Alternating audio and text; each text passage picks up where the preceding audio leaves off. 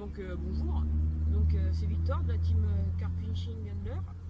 Je vais vous présenter le montage que j'utilise pour pêcher en rivière aujourd'hui. Ce sont deux montages similaires. Le montage est constitué d'un anti-tangle Corda classique, couleur gravel. Ensuite d'une N-Trap soft en 20 livres, toujours de la même gamme Corda. Ensuite j'insère un petit sneakers pour soit y mettre de la pâte plombée ou pour équilibrer si jamais je pêche en pop-up. Je dénude les derniers centimètres de mon bas de ligne pour y faire une petite articulation. À ceci j'y ajoute un petit Wide Gap X, donc ici en taille numéro 8, avec une petite gaine thermo-rétractable. Et là, un cheveu classique pour accueillir un bonhomme de neige ou une bouillette classique de 20 mm ou 15. Voilà. Ensuite, je vais vous présenter le deuxième montage que j'utilise. Ce montage est constitué de 13 souples Dark Matter. La Dark Matter, c'est une 13 plombée, voilà. Avec un anti-tangle sleeve, cette fois-ci plombé, avec un nœud sans nœud classique et un hameçon numéro 8. Celui-ci c'est un crank, voilà. Classique et toujours de la même marque. Donc ensuite, pour pouvoir pêcher tout ce qu'il n'y a pas pour pouvoir pêcher, je vais vous présenter ce que j'utilise dans mon stick mix pour mes sticks. C'est quelque chose de très classique. C'est constitué. Tout d'abord, c'est constitué de bouillettes crochet Essential IB, ici même, voilà, en 15 mm. Ensuite, nous avons du pelé, du pelé sel de chez Mainline, que je n'ai pas ici parce qu'il m'en reste. Ensuite, j'utilise comme en guise de liant, j'utilise de la farine de poisson de chez Baytech, pour bien faire quelque chose qui va se diluer bien dans le courant, etc. Et pour napper le tout, j'utilise du sirop Pineapple de chez Mainline aussi. C'est très bien parce que c'est fait pour coller, ça colle bien, c'est pas mal du tout. Ensuite, au niveau des èches, c'est du très classique. Ce sera de la pop-up en 10 mm. C'est de la pop-up.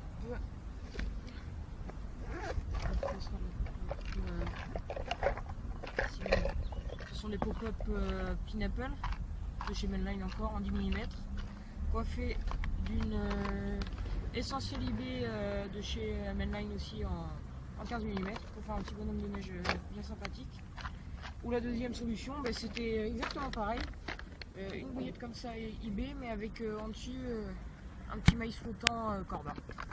Voilà. Ensuite j'ai un peu de tout, je nappe ça, je fais tremper ça dans une infusa. Ça ressemble à ça, c'est une sorte de petit pot pour tremper les pop-up, et je nappe dessus, enfin généreusement, et petit à petit ça fait de la croûte et les pop-up diffusent bien. Bon, après c'est plus assimilé. Bon, la pêche à la carpe en rivière, c'est pas non plus des poissons hyper éduqués, mais voilà, je préfère l'utiliser, c'est un gain de temps, et puis ça fait toujours plus de touches. Voilà. Et après j'utilise tout ce qu'il faut, des pop-up, un peu de tout, toute marque, toujours de la marque Mainline, pop-up IB, enfin un peu de tout, toujours pareil. Ensuite je vais vous parler de mon corps de ligne. Donc mon corps de ligne est constitué tout d'abord de Subline, le nylon Subline en 20 livres, c'est une résistance proche des 10 kg, il me semble, quelque chose dans les 10 kg. J'utilise la ceci, j'y ajoute du Leadcore câble, c'est du 22 kg, il me semble. Ça résiste très bien à la fois à l'abrasion, et c'est ultra résistant contre tous les accros, etc. Ensuite nous utilisons tout ce qui est clip plomb. Du clip plomb, moi j'utilise principalement le clip plomb classique ou hybride. C'est des clip plomb qui sont parfaits, et qui pour moi sont les meilleurs du marché pour moi. Voilà. Donc ce sera comme ça. C'est tétine, donc c'est des tétines pareil, la même marque. Et là des clipons pareil de la même marque. Donc moi je pêche pas en pont fixe. J'ai aussi les modèles pour pêcher en pont fixe, mais j'aime pas trop. Je préfère pêcher avec un montage coulissant. Voilà. Parce qu'on a souvent des brèmes, etc. Et parfois quand on pêche en rivière avec un montage fixe, on ne sent pas trop les brèmes s'il y en a, etc. Voilà.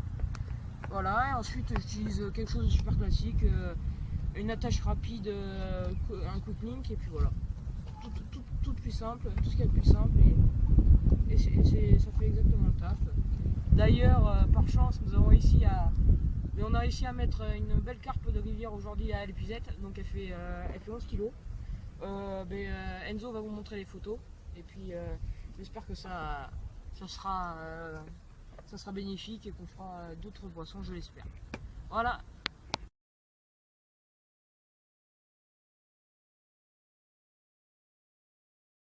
La liste de la carte, un joli poisson, pas énorme, mais c'est 11 kg quand même. Allez ma cocotte. Donc bonjour à tous, moi c'est Enzo de la team comme l'a fait Victor avant moi, je vais présenter mes montages, mon amorçage et ce que j'utilise sur mon corps de ligne. Donc on va commencer tout de suite par les montages. Alors, au niveau des montages, j'en ai plusieurs que je peux utiliser. On a tout d'abord le montage, je dirais un peu basique. Celui-là il est un peu petit. Donc on a de la tresse gainée Cortex Mat de chez Fox en 35 livres. Donc ça fait le taf, ça résiste bien. Ensuite on a de la pâte plombée toujours de chez Fox. Et un line liner en taille petite avec un SSC en taille 6. Et le cheveu c'est juste la tresse qui dépasse. Donc c'est un hameçon bien piquant, le SSC, il fait bien le taf, il est pas plus cher que les autres hameçons. Et voilà quoi. Il se combine avec beaucoup de leurs articles. Ensuite on a un montage pour la pêche au maïs flottant. Donc là on a de la tresse gainée, toujours de chez Fox, la même, avec de la pâte plombée aussi. En fait sur la base c'est le même montage, sauf que sur le cheveu on a changé, on a mis deux maïs flottants de chez Corda, un goût Banoffee et l'autre je sais plus le goût. Donc ça c'était au niveau des montages. Le fait de mettre de la pâte plombée ça arrange vraiment les choses, parce que ça permet d'avoir une articulation qui est vraiment bien quoi. Donc voilà.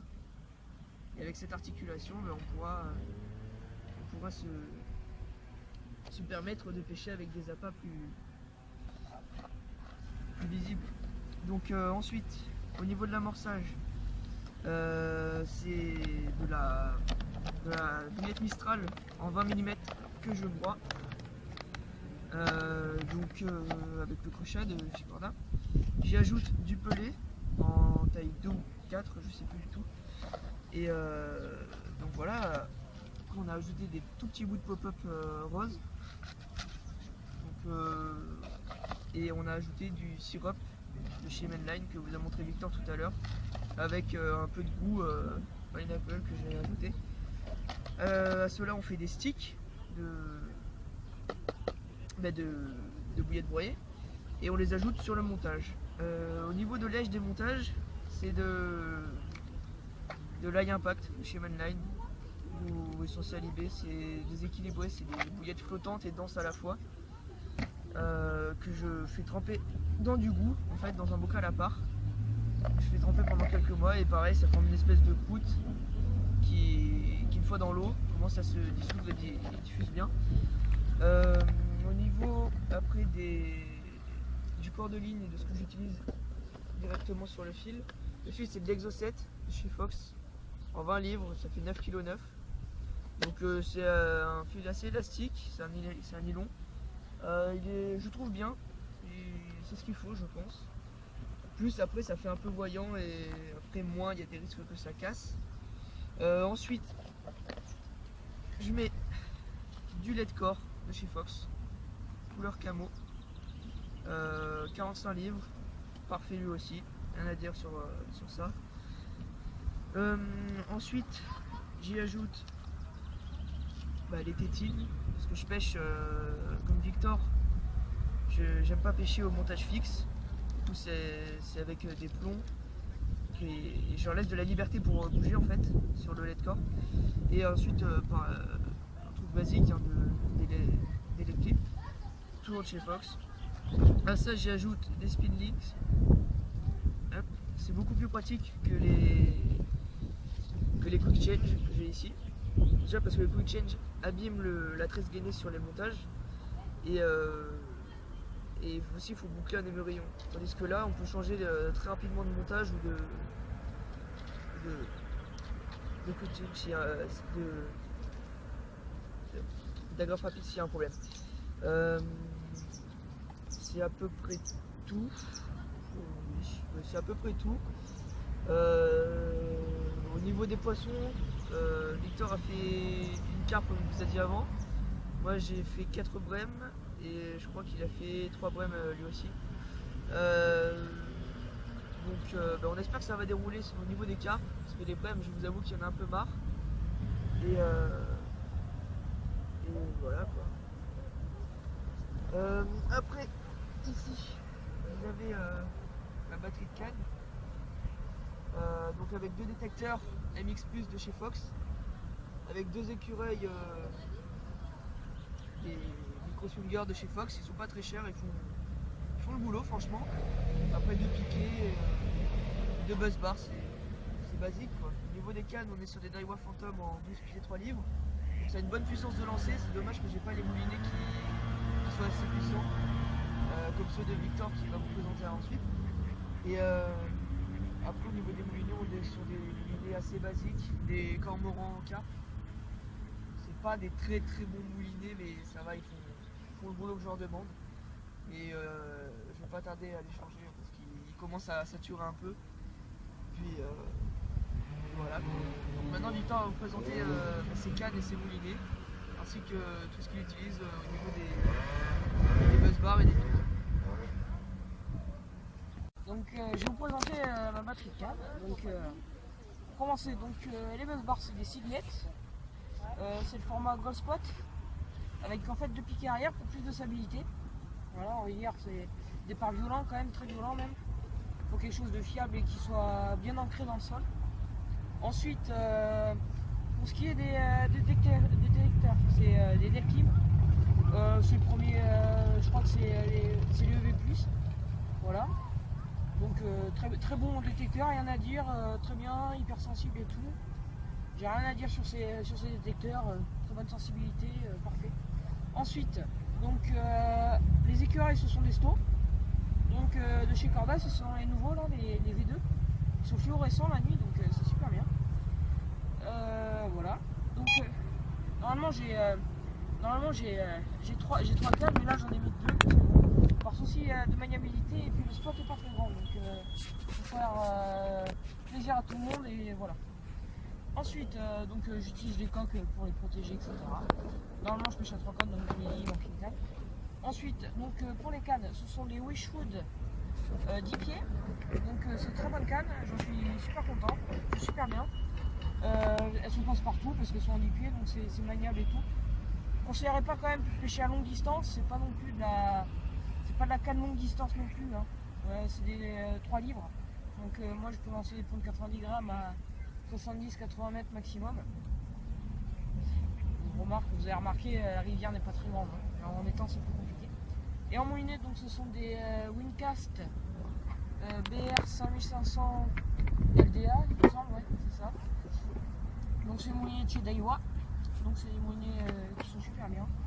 Vous pouvez trouver ces moulinets, ils sont à 129 € à peu près, 130 € à pièce. C'est des moulinets super bien qui franchement sont excellents. Ils sont débrayables ceux-là, voilà. Et ils sont garnis donc en sublime, ce que je vous ai dit tout à l'heure. La bobine elle peut contenir plus de 200 mètres de fil, il me semble. Voilà. Et les cannes de Wishfood, ça coûte dans les 190 € et les détecteurs, c'est. Les Delkim, je les avais payés, je sais pas, 70 ou 80 €. Voilà. Et Signet, c'est une super marque aussi, je vous conseille, c'est très bon matos. Voilà. Donc je vais vous présenter le spot où je pêche. Enfin les lignes, donc j'ai une ligne qui pêche au milieu de la rivière à peu près. Et j'ai une ligne qui pêche vers la pile là, c'est un coin en fait où les carpes tournent pour chercher leur nourriture. Et là c'est quand elles descendent. Et d'ailleurs c'est cette canne là qui a déroulé donc aujourd'hui parce que c'est un point de passage. Donc elles passent et sont obligées de passer sur nos amorçages avant de descendre. Donc voilà et je suis content. Et puis il est quelle heure là? Il est 2h30 et il nous reste encore 3-4 heures de pêche facile. Donc on a bon espoir encore de toucher du poisson. Voilà. Mon tour de vous présenter mes postes. Donc moi je pêche en 2 cannes tout comme Victor. Là c'est exceptionnel que Victor pêche en 2 cannes, d'habitude il pêche en 3 cannes. Le premier spot, donc sur la canne de gauche, ici, il est entre les 2 piles du pont, tout simplement. Parce que c'est vraiment un point de passage au milieu de la rivière où les carpes peuvent venir s'alimenter. Et voilà, je pense qu'il y a moyen de dérouler un beau spécimen dessus. Quant à celle-ci, elle est vraiment au milieu de la rivière, pile au milieu, parce que j'ai déjà fait des beaux poissons ici. Il n'y a pas de raison que ça ne marche plus. Puis voilà, on espère toujours que ça va dérouler, même si des fois on perd un peu espoir à cause des brèmes.